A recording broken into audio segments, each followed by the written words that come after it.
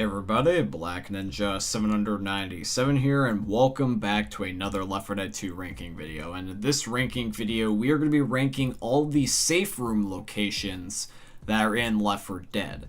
Now, this is going to end up being a tricky one, because this can end up being confused for individual chapters, and it also can be confused with panic events. What I'm going to be ranking in this video is going to end up being the very end of a chapter when you were about to go into the safe room. That last little slither of the map where you were trying to end up getting your guns, your ammo, and your health back. So this is going to end up being the environment around the very end of multiple different chapters, if that makes any sense. Here are the main three things I'm going to be looking for. Number one, where is the safe room relative to you? Second of all, how dangerous is it to get to said safe room? And three, how is the layout of said safe room? Because not every safe room is a cube. Some of them are rectangles, some of them are circles, and some of them also have crap in the way that could end up affecting the gameplay. But that's mostly the general gist of it. I could go on and on and on and on, but I thought that we'd be here all day, so I'm just going to end up starting the video now. So if you guys end up enjoying today's video, please drop a like, comment, and subscribe, and all that beautiful stuff.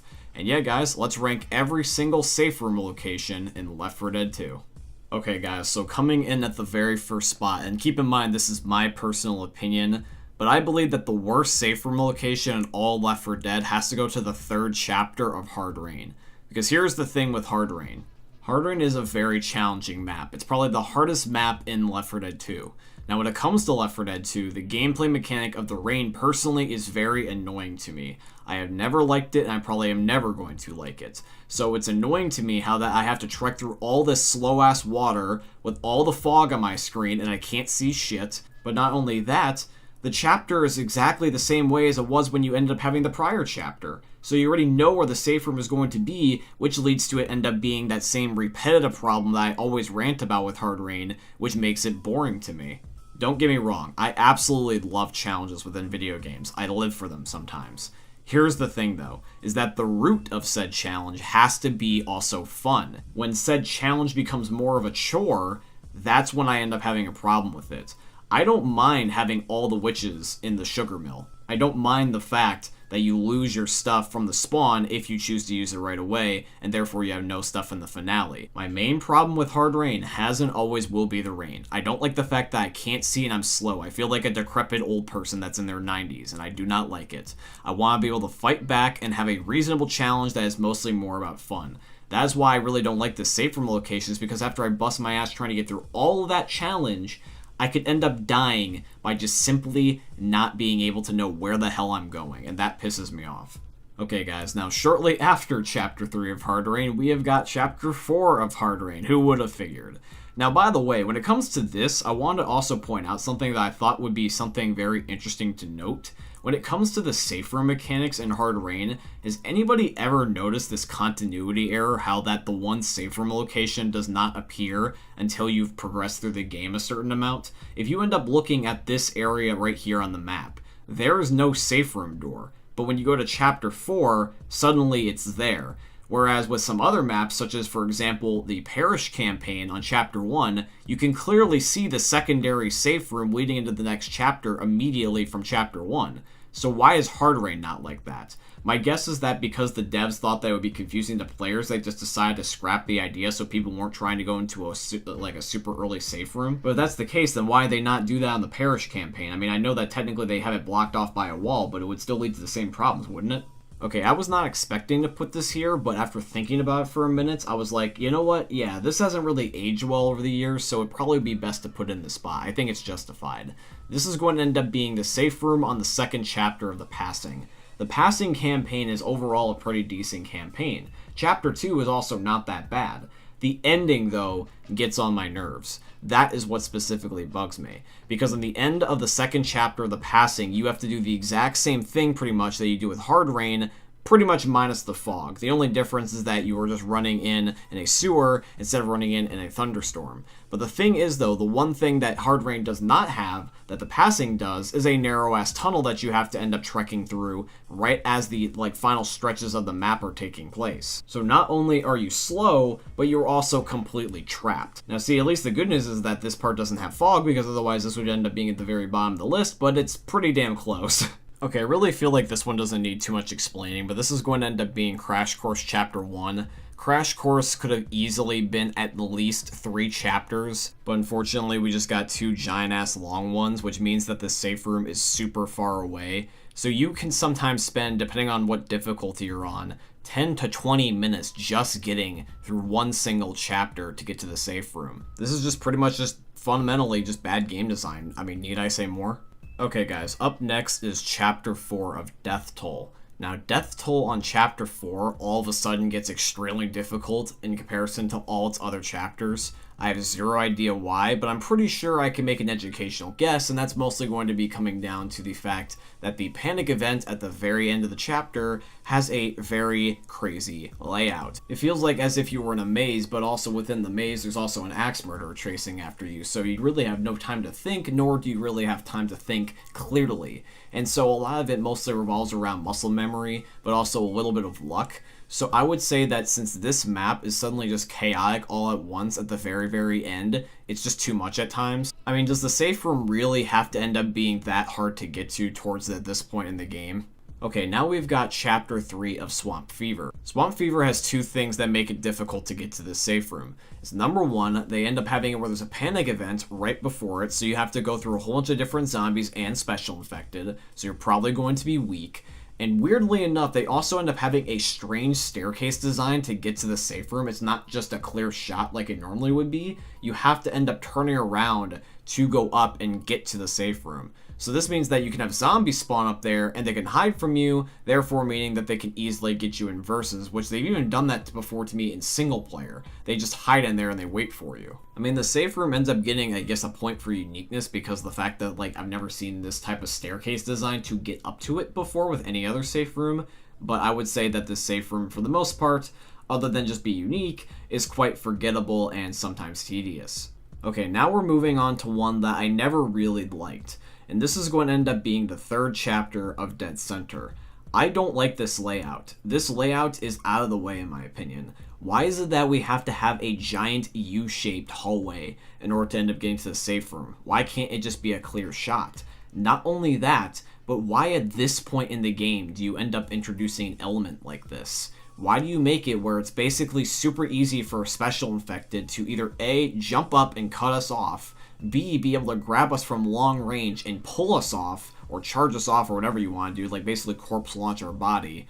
And also thirdly, why is it just such a narrow-ass hallway to begin with where a tank or a witch can basically cock block the entire safe room? Why at this point in the game are you doing this, Valve? By the time that the safe room ends up being able to be seen, that should be the end of that chapter. It shouldn't ramp up and make it so that way there's all of a sudden this brand new element where the map is shaped in such a bizarre way, special infected can jump you. It's like, if I've completed the panic event already, I should just be able to walk in there pretty much with ease.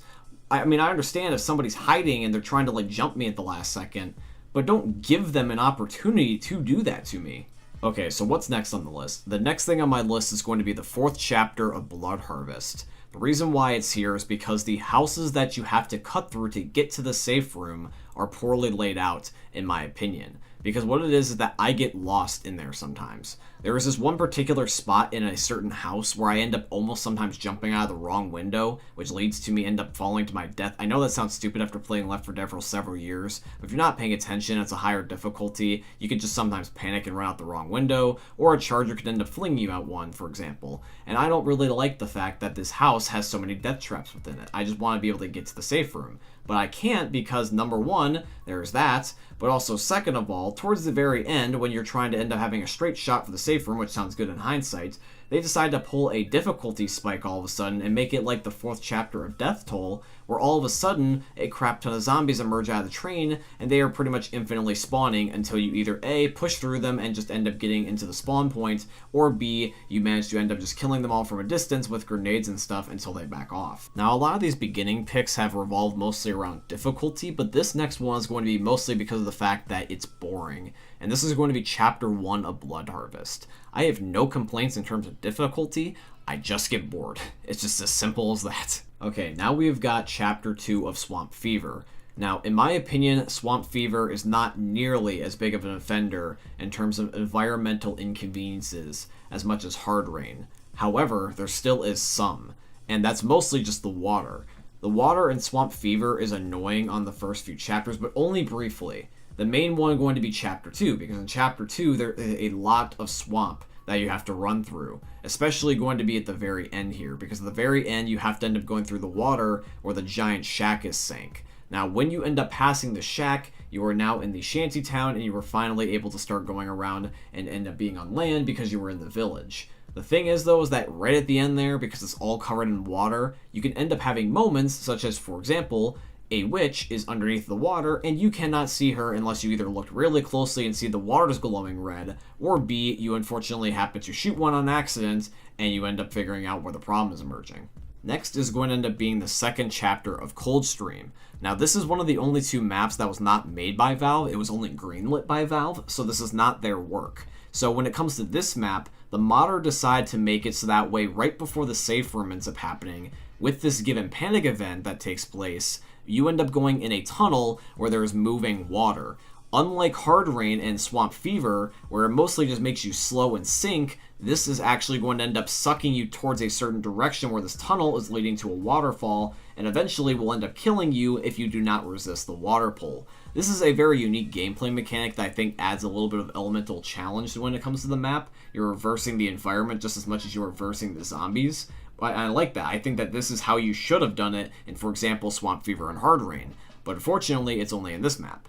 The thing is, though, is that when it comes to this, there's also a double-edged sword effect with it, where even though the water element is cool, it can also get you killed sometimes. Because, for example, if a charger charges you in the direction of the waterfall, you are basically screwed. By the time that you would get up, you are completely done. Not only that, but when you end up downing on that area, because you won't fall off, you will just hang on the ledge. It is impossible to revive you. You are completely screwed, because every single time that somebody's going to go try to revive you, since they're so close to the edge themselves and they can't stop themselves from slipping, they will inevitably die trying to save you. So this part of the map will automatically kill you if you end up getting trapped. You cannot get around it. That's why it's super difficult in certain game modes, because you have to at least progress a decent portion of the map right at the very end before you are truly even safe, which means that you have to be focusing constantly. Even though this chapter is really difficult towards the end, it is honestly quite fun. I enjoy playing this chapter on a regular basis. I still personally like Coldstream and do think it's a good map, even though that might be a hot take because I know not everybody likes Coldstream, but I think that this chapter is how environmental hazards should be done. This is, in my opinion, how it's done right. Okay, next is going to end up being the 4th chapter of Dark Carnival. Over the years, I've started to end up understanding more and more why people don't like this chapter, and that's because the ending is extremely hard. A ton of zombies will just swarm you at the very end here, and there's really nothing you can do about it other than just pray, because you will be surrounded from all angles, and really all you can do is just go through. You have to have pipe bombs, you have to have focus. I would also recommend having a shotgun or a fully auto gun by now. But if you end up having none of those, it's going to be very, very difficult, because the zombies can pretty much get you from any direction. Literally, it's not a joke. There is flank routes from the left, right, they are charging at you from the front, and they're still even chasing you from behind. By the way, did anybody also notice this might be a Mandela effect, but when was this ever added into this part of the chapter? I never remember this cut through being able to get up here in the first place. Okay guys, so coming at the next spot, this is going to end up being the safe room location for the 2nd chapter, the Sacrifice. Now the 2nd chapter, the Sacrifice, what you have to do to get there is you have to go up a whole bunch of gravel and you end up startling some crows. After you do that, you have to go down this narrow strip of this piece of metal so you can get to a giant ship. Through then, you end up going to the ship, then you have to end up jumping off of the ship and going through some more gravel, then you have to end up playing Mario essentially and jumping on all these different items such as barrels and blocks, and then finally once you're done going through streets a little bit, only then can you get to the safe room. The amount of steps that you have to do, it just feels like a lot.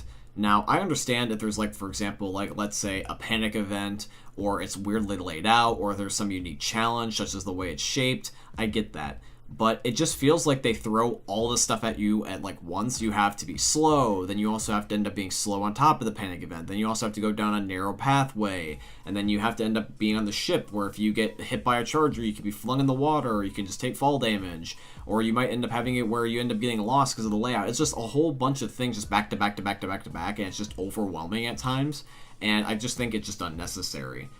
Next is going to end up being the 2nd chapter of Death Toll.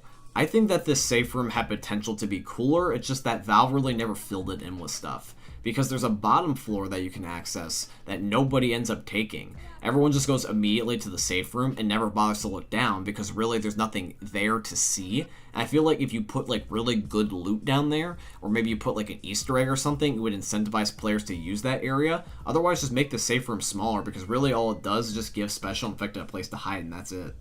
Okay, so now we've got Chapter 3 of Blood Harvest. Now, this safe room is not exactly the best, nor is it really the worst. The thing is with this particular safe room is that in order to get to it, you have to end up doing a panic event where there's a endless horde. So you constantly have zombies chasing you while you're also on an area that you could easily be knocked off of because you have to go up a destroyed bridge and then you also have to walk around a hill where you could easily end up being killed by a charger or a smoker, for example. If you get to the point where a Special Infected or zombies cause you to die, as in being incapacitated or just fall off of the hill and going back down to the bottom again when your teammates are about to be in the safe room, you pretty much are dead because to trek back all the way down and be able to get back up and survive is pretty much slim to none. But I understand that they're trying to have balance for the Special Infected and the survivors. I just think that sometimes it's a little bit too unbalanced for one team or the other, and this one I feel like is circumstantial at the very least, but it's something worth noting. Okay, so now we finally have reached the first chapter of The Last Stand. Now, the first chapter of The Last Stand, I think that its safe room is really good. I think it's balanced for both Special Infected and the survivors. And I believe that the main point of interest for this safe room is going to end up being the bridge, because the bridge allows Special Infected to get a lot of opportunities to kill you, while the survivors also have a straight shot pretty much to the safe room. So depending on which team is more organized, this will be the team that wins. You can also end up being very risky and trying to end up killing survivors or infected by basically sacrificing yourself. Overall, it's a toss-up, but because there's just so much chaos happening on this bridge and everyone has to cross in order to kill each other, it essentially leads to a giant cluster F in the middle, meaning that everyone gets to end up having fun just trying to murder each other over and over again. Okay guys, so now we've got Chapter 4 of Dead Air. Now Chapter 4 of Dead Air you really have to work for to get to the safe room, because you end up having two panic events essentially in this chapter. You have to activate the van in order to end up going through the luggage section, but towards the end you also have to run through a metal detector that will go off no matter what you do, and also trigger a second zombie horde that you have to face. And this horde is endless, and they will constantly keep getting in front of you, which means that you have to either melee or pretty much have a shotgun to get through reasonably. Because if you try to get through, even with fully auto sometimes, you can easily just get surrounded and die. So this safe room is not going to be given to you for free. You have to work to get it. Now, that being said, I think that this safe room is justified being where it is. It's not the easiest thing in the world, but it definitely is a fun little challenge. It's not annoying, it's more rather just difficult. And that's fine. As long as the core map is fun, I think that it's okay to end up having some difficulty enabled. The reason why it's hard for me to justify things like, let's say, hard rain is because the map is nothing but, like, just inconvenient little crap and not even really challenging. It's more of, like, you're not exactly beating the map, you're withstanding the map and just tolerating the little things that are more annoying rather than challenging in itself. So I think that Dead Air does this better, in my opinion, in terms of challenge aspect by just plowing through a whole bunch of zombies that keep coming at you in an organized fashion. And I think that this safe room is fun. Okay, so now we have the first chapter of The Sacrifice. Now, in the first chapter, The Sacrifice, I believe that there was a wasted opportunity. I think that the train car where the tank is, that should have been the safe room. Think about it. You realize how cool that would be to end up having that be the safe room? And plus also, think about how that would immerse you in the game. Like, imagine that you kill the tank, and you end up going to the train car, and you see all that blood, all those guts, and just think of all the dead people while you're getting ready to go into the next chapter of the campaign. Especially since it's the sacrifice, since the whole premise about it is just like death and like, you know, the demise of a character. It would be massive foreshadowing, which would be a really nice touch. It would end up making Left 4 Dead really scary in that moment. I know they try to do something similar with another like blood area within Blood Harvest, where you end up going to the one house and there's like all the guts and everything in the one basement. But having it be the safe room with the tank in it, and just like thinking about how all the people died at the hands of that tank and how terrified everybody must have been, that would have brought so much immersion to the campaign. Here's also the thing too, is the safe room on the first chapter, The Sacrifice, is just unnecessarily far away. They just kind of want to make the campaign feel longer and just make it so that way you have to work a little bit more to get to the end. And the thing is, the safe room and its like last few areas in that storage facility is not really good the way it's laid out. You have to do so many weird shapes and U's and zigzags, and I just don't like it. I think that it would have been better just to leave it at the train car, but that's just my opinion. Let me know about yours in the comment section down below. Now we have got Death Toll Chapter 1.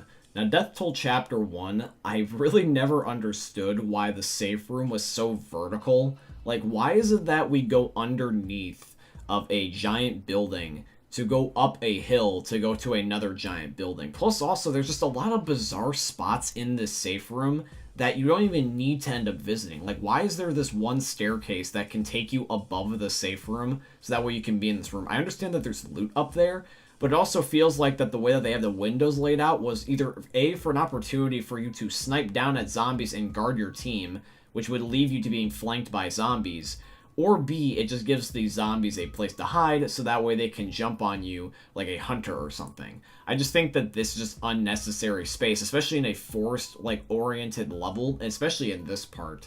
So I just think that this is unnecessary in my opinion, and it was just making the map feel more like filler.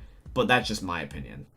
Now we've got Swamp Fever Chapter 1. Now, Swamp Fever in the beginning first chapter doesn't really have a lot of water until, funnily enough, right before the safe room, but it's not the biggest offender of all the chapters. Chapter 1 is actually pretty land-oriented, which I like. I like how that you, for example, only have it for a brief period of time with the water. The water is infrequent, so when it's an inconvenience, it's like, okay, if I get through this, I'll be fine. Not that it's just a constant struggle the entire map, because if it's just struggle, it's not fun. And I also understand that having fun and no struggle leads to boredom, so you gotta find that balance. The first chapter of Swamp Fever has a very good template. I will just say this though, as my closing thoughts on this particular safe room, is that I just don't like how crowded it is, because I'm not claustrophobic or anything, but this map makes me feel claustrophobic. Now we have Chapter 1 of Dark Carnival. Now here's the thing, Chapter 1 of Dark Carnival, I understand, is the introductory chapter. It's supposed to allow you to be able to warm up to the map, because the carnival is not until Chapter 2 and later.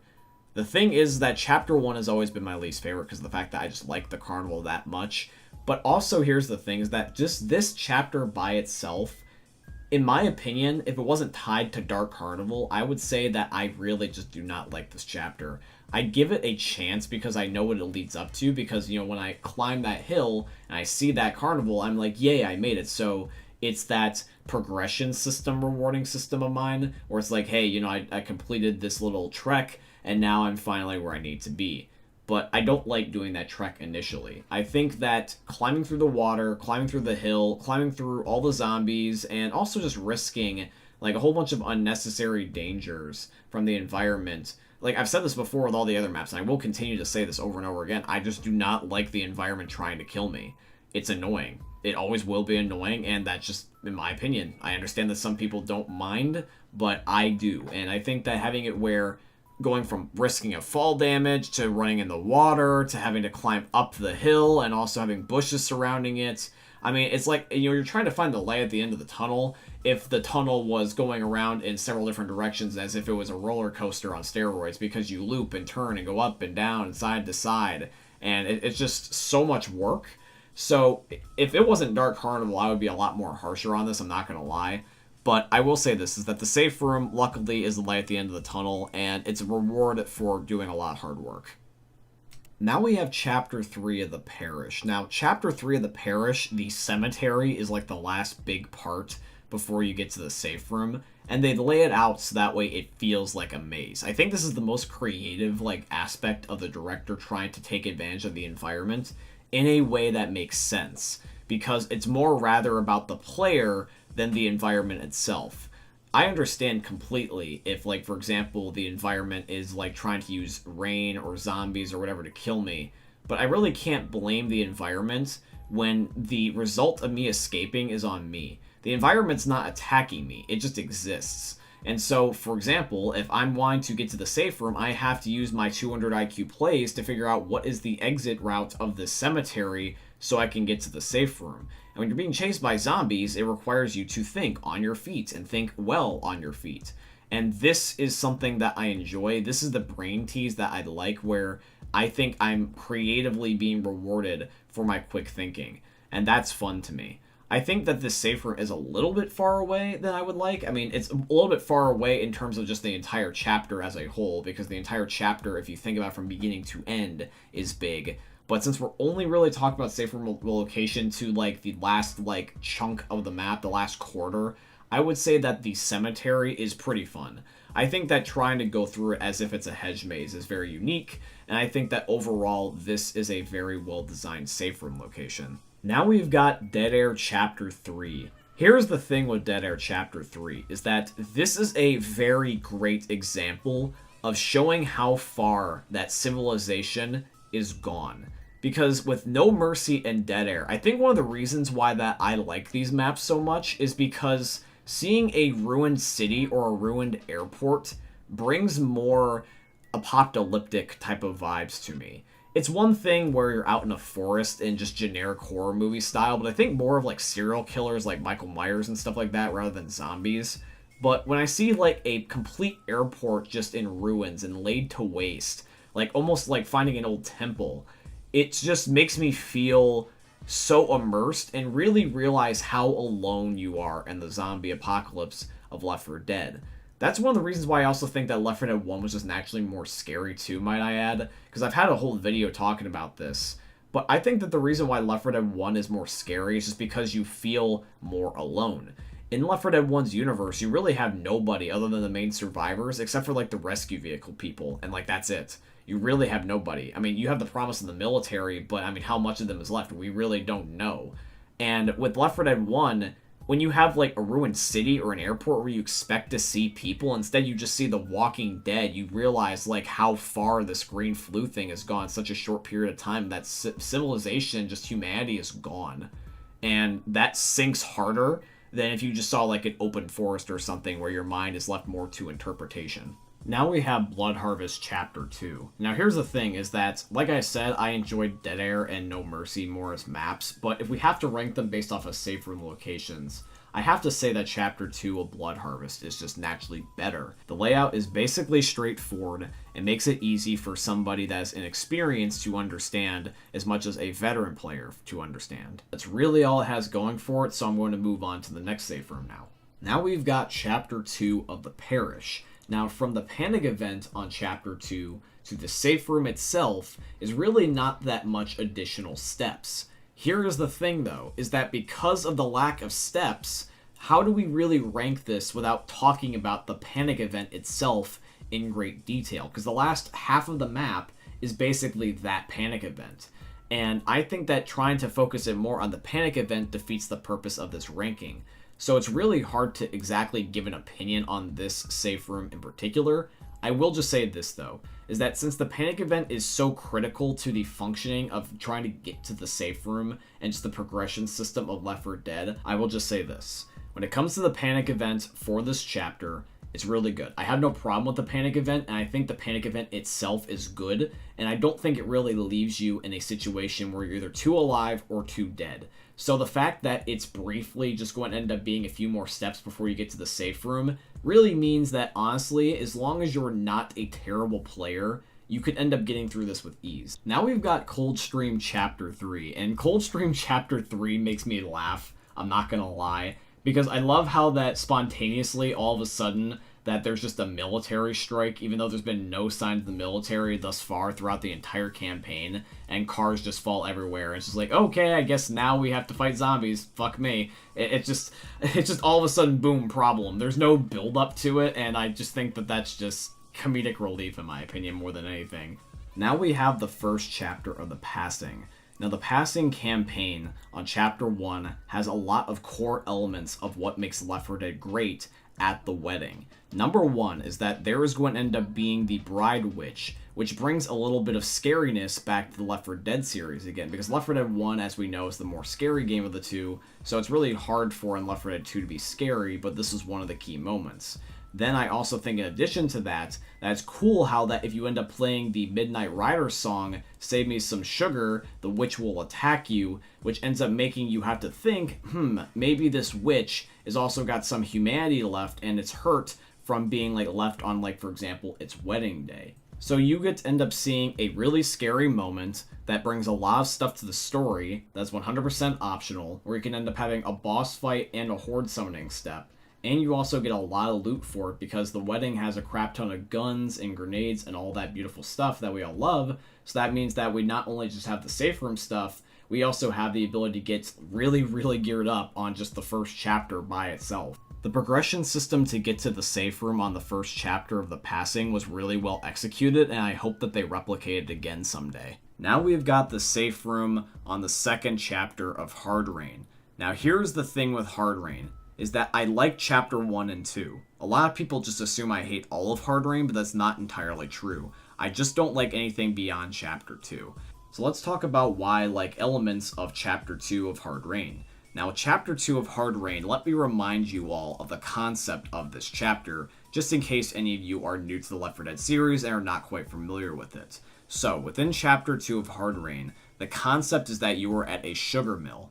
In the Left 4 Dead universe, sugar will attract witches, which means that this chapter has a unique element where there is witches everywhere. You can have 1, 2, 3, 4, 5 plus sometimes throughout this entire single chapter just by itself. It's crazy. And sometimes they can be all at once and just clumped together in a big group, or they can end up being spread out throughout the campaign. You never know.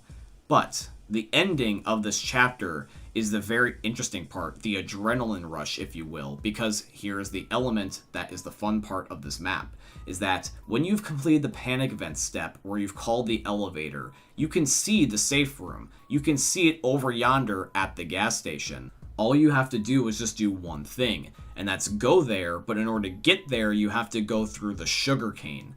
Now, the sugarcane has grown to a height that is taller than you, so you have to go through a maze of sorts to get to it. It is pretty much just a straight shot, but I wouldn't advise that you do that because you need to be careful in here, because in there with you is a undetermined amount of witches. Within that sugarcane, there are witches that may be far away from you or sometimes right next to you, and you don't know until sometimes it's too late.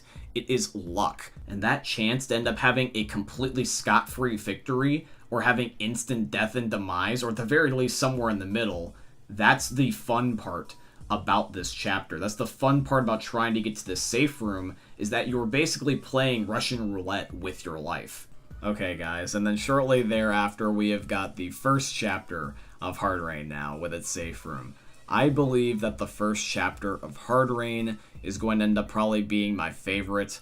I just like the fact that it's no witches, no BS, no rain, it's just normal Left 4 Dead. And it's also a completely straight line to the safe room. The only way you could really die is by anything hiding in the shadows, so unless you were jumped by zombie Batman, you end up getting this. Okay, guys, now we've got the second chapter of Dead Air. Now, the second chapter of Dead Air, I'm really going to start this around the office, I would say, in terms of, like, the safe room area, because when you end up having to go through the offices, this is another one of those apocalyptic vibes, in my opinion, where you just see these empty, like, just rooms and just offices out of nowhere, and you realize that these people that were working at 9 to 5 may have died to the zombie apocalypse while at work. A while. That would be a way to go. Can you imagine dying at your 9 to 5 job? Oh god, that would suck. But chapter 1 and 2 of Dead Air honestly remind me a lot of the beginning of No Mercy, with just the immersion that I felt. That and a little bit of parkour, just because there's a lot of parkour elements in chapter 2 of Dead Air,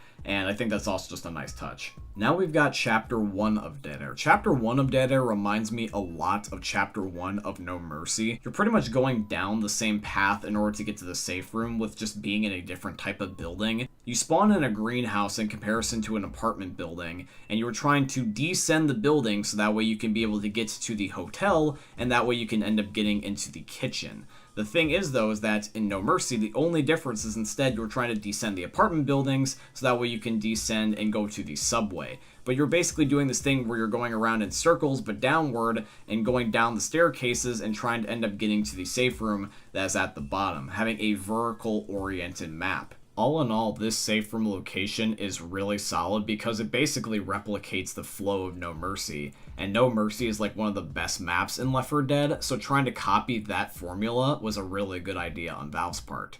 Okay guys, so next is going to be Chapter 3 of Dark Carnival, which is going to be the one with the roller coaster. Now the safe room is really not in a bad spot, it's just a matter of getting to it. The roller coaster is fun, but it's really not that safe. You are completely exposed to any special infected that wants to get you. You really aren't safe until like the very, very end of the roller coaster, where you go through the little tunnel that at least has walls around you, and then maybe, like I would say, probably where the switch is, because at least in that area, it's a little bit harder for specialists to get to you, but that's just my personal opinion about this spot. And now we have Dead Center's Chapter 1 safe room. Dead Center has a lot of similarities to No Mercy, much more than Dead Air ever could achieve. The only big difference with Dead Center in comparison to No Mercy is just that the building is on fire. No biggie. But on a serious note though, guys, the fire in Left 4 Dead is just gimmicky. It's not necessary, and it hurts the player more than it helps the player. It even hurts the special infected. I mean, crap, in Versus mode, the special infected die just as much as the survivors sometimes, because they're always being lit on fire. But I do gotta give Valve credit, they did end up making a memorable map, because there is only one Dead Center in Left 4 Dead. There's only one type of map that even feels like Dead Center, and the closest to that is No Mercy. It's just the only difference is the challenge of the fire is removed. But having that in Dead Center works for it, because it just feels like harder No Mercy. If you think about it, No Mercy was the first ever map for Left 4 Dead, so it made sense about why it was easy, but all Valve did was just take that core element, that good gameplay design, and just give it a little bit of an extra oomph. It's just like, hey, what if we did No Mercy, but on fire? So it's a little bit harder, so that way the veteran players can end up having fun, and the newbies can still also be able to understand it and not die either. We now have the 4th chapter of the Parish. The 4th chapter of the Parish is easy to understand for new players and veteran players alike. It is clear and understandable what the objective is and how to get said objective, and you were rewarded for it. The safe room on the 4th chapter of the Parish campaign is basically 2 safe rooms. When you end up going to the safe room, there is a ladder that takes you up to a completely other safe room because they reset all the med kits and all the guns and all the grenades. So normally when you go into a safe room, you end up having like maybe a few guns, the 4 main med kits, and an ammo stash, and that's it. But you get double, almost triple the amount of stuff by just going upward. You have much more supplies in a given safe room on this safe room in particular, pretty much more than any other safe room in the entire series. Now we have Coldstream Chapter 1. You probably were not expecting me to put this so high up on the list, but I wanted to point out something to you. And I want to ask you guys a question. Do you agree with me when I say this, that this might be one of the fastest safe rooms to get to in the entire series? If you were to legitimately try to go from the beginning of the campaign to this safe room speedrun style on the normal difficulty, or even the easiest difficulty, don't you think without cheating that you could get there in less than a few minutes? You could probably get there in like a minute or two. The map is really not that big on Chapter 1, so there's really no room for you to die. You really don't have to walk that far to get to it. It's just the map starts, and you do a little bit of a move around here or there, and then that's it. You're just boom, into the safe room, and you might not be even touched. And the funny thing is that the safe room is underneath of a bunker. So it's not only safe, it's an extra safe room because of how completely concealed it is in terms of like where it's placed in the map. Yes, there are zombies down there and you have to kill them, but it's really like one mini horde and then that's it. If you just shoot them before they can get up to you with a shotgun, you win. Hell, you don't even have to open the bunker door the entire way. You can just like not commit to it and you can just end up opening the bare minimum, just fall in early. And now we have Death Toll Chapter 3 safe room, and this is going to be the one with the infamous church guy. And I just want to give an honorable mention to this safe room real quick, is that if we were ranking this based off of how cool a safe room was, this would be number 1 for me. It's my personal favorite safe room ever. The encounter with Church Guy feels like a climax in a movie where you're facing like one of the main villains that you were not expecting. Just in one safe room, we meet another survivor, find out that he's a complete lunatic, he tries to kill us by calling zombies on us, and then when we finally end up defeating the zombie horde, he turns into a special infected when we try to open the door and tries to kill us himself. Then when we finally end up getting into the safe room and we're completely okay, we see truly how deranged that this guy was by reading his wall writings, where he constantly writes the phrase, "better safe than sorry," which is just such a cool attention to detail by Valve.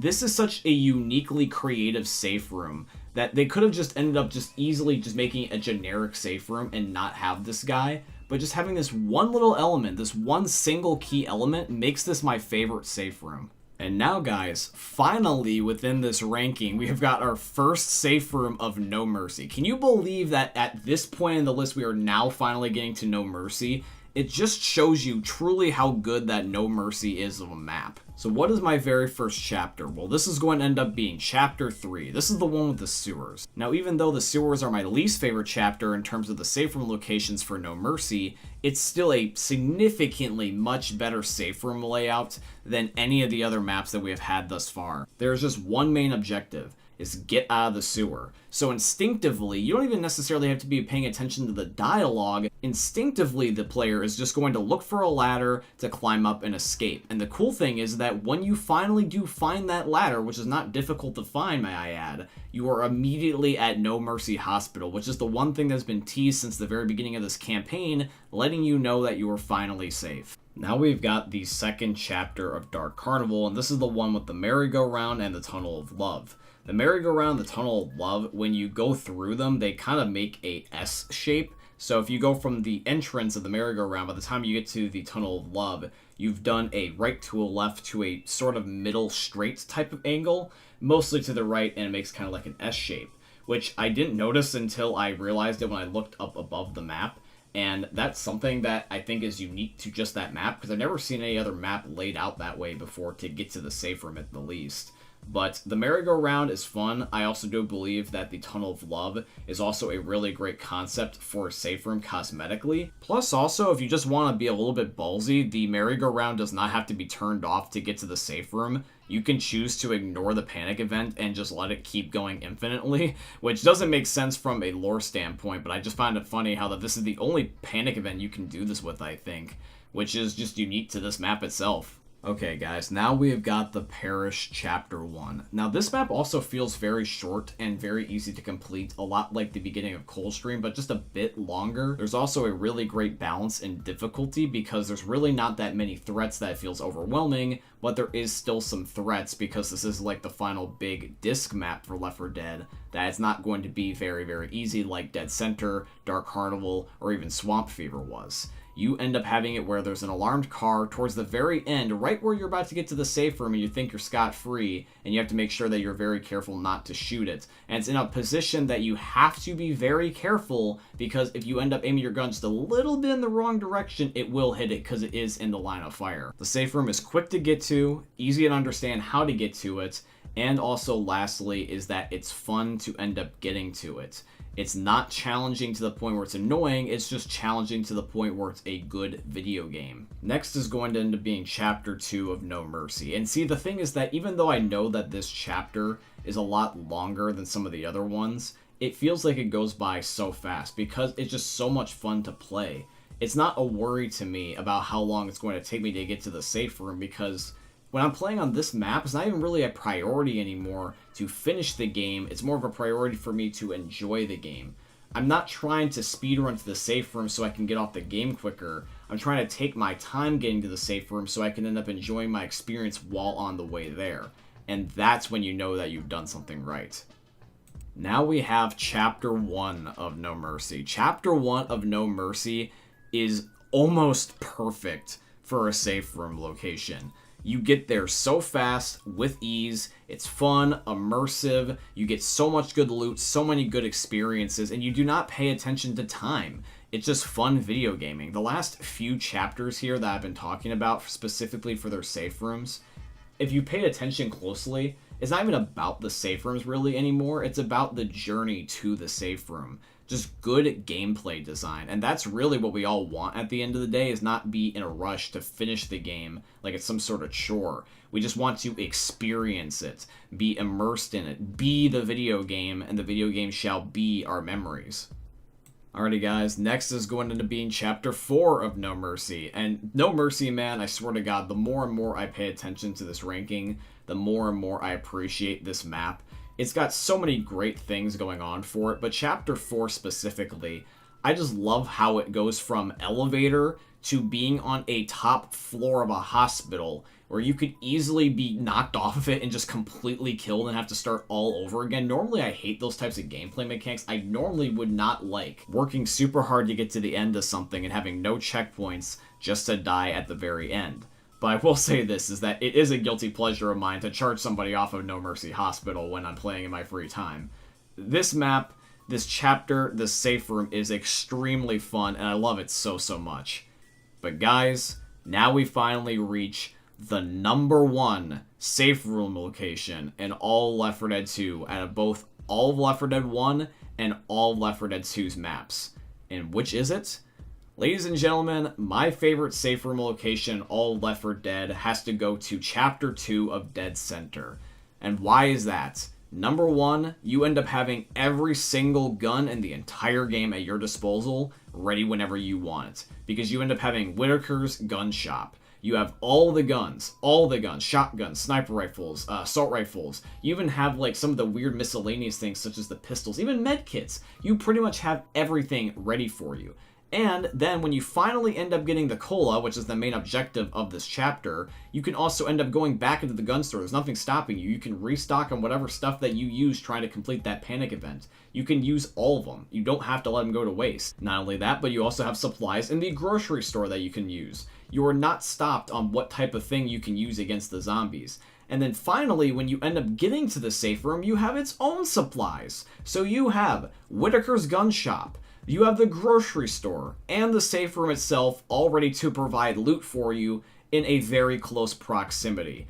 This is not only #1 the safest safe room in the entire game, but this is the safest chapter in all of Left 4 Dead. You do not have to end up worrying about running out of ammo, running out of supplies, running out of med kits. You are completely stacked. It's like playing survival in the normal campaign. And if you wanted to, you can even juggle all these with the gameplay mechanics in Left 4 Dead. You can just carry all the items from the gun shop with you to the grocery store, or carry them all the way to the safe room, and then stack them. So if you're on, like, for example, an expert run, and you want to be able to have it where you can just keep repeatedly going back to the safe room if you keep getting, like, too much damage when you first leave on the next chapter, you can bring all that crap with you. There's nothing stopping you from being just completely armored to the teeth with this particular chapter. This safe room is God.